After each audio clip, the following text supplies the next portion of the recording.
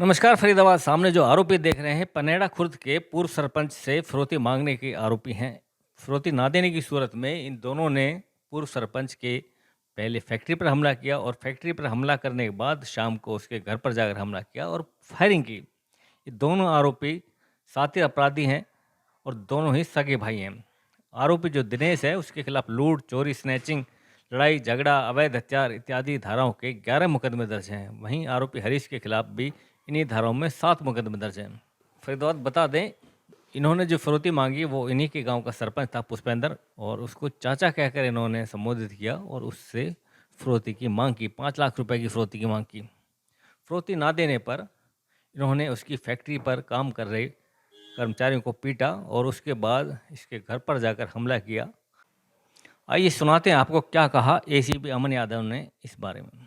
दो आरोपियों के द्वारा एक घटना को अंजाम दिया गया था। गांव के ही पूर्व सरपंच है, उनकी गांव में टाइल की एक फैक्ट्री है, टाइल बनाने की फैक्ट्री है। वहां पे जाकर के आरोपियों के द्वारा जो लेबर है उसके साथ मारपीट की गई थी तथा वहां पे 5 लाख रुपए की जो है वो डिमांड की गई थी और हवाई फायर किया गया था। उसी संदर्भ में एफआईआर जो है उसी दिन दर्ज कर ली गई थी और क्राइम ब्रांच सेक्टर 30 की जो टीम है, इंस्पेक्टर नवीन जिसके इंचार्ज हैं, उस टीम ने इस मामले में जो आरोपी है उनको गिरफ्तार करने के अंदर कामयाबी हासिल की है। जो दोनों आरोपी हैं उसी गांव के रहने वाले हैं और दोनों सगे भाई हैं। एक का नाम दिनेश है और दूसरे का नाम हरीश है और दोनों, जैसा मैंने बताया, उसी गांव के रहने वाले हैं। दोनों का पुराना आपराधिक रिकॉर्ड भी है। इस घटना को अंजाम देने के बाद कुछ घंटे के बाद उन दोनों आरोपियों के द्वारा जो शिकायतकर्ता है पूर्व सरपंच, उनके घर पे जाकर के भी दोबारा उनकी गाड़ी के ऊपर फायरिंग की, जिसमें बाल वो बच गए थे। उस संदर्भ में 307 जान से मारने की कोशिश का जो एफआईआर है दर्ज की गई थी और दोनों आरोपियों को गिरफ्तार कर लिया गया है।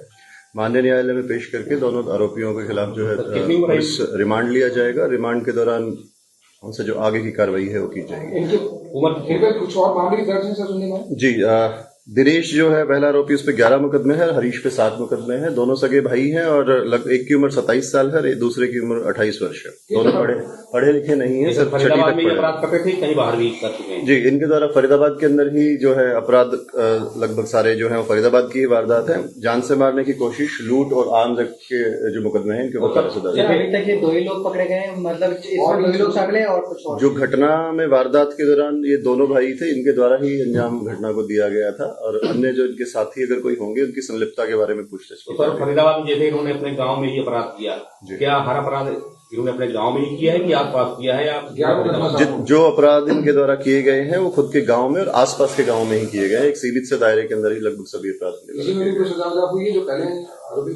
जो अभी जो मुकदमे इनके हैं उनकी जो ट्रायल अभी चल रही है और उसमें जिसमें भी जो निकट भविष्य में उसका अवश्य इनमें कोई सजा उनको जरूर होगी। सरपंच जो गोली चलाई इसका कारण क्या रहा? इन्होंने जो है सरपंच से पहले पैसों की डिमांड की थी। पैसे ना देने के कारण और अपना भय क्रिएट करने के कारण, वहां पे डर क्रिएट करने के कारण वहां पे हवाई फायर किया था और पैसों की डिमांड की थी।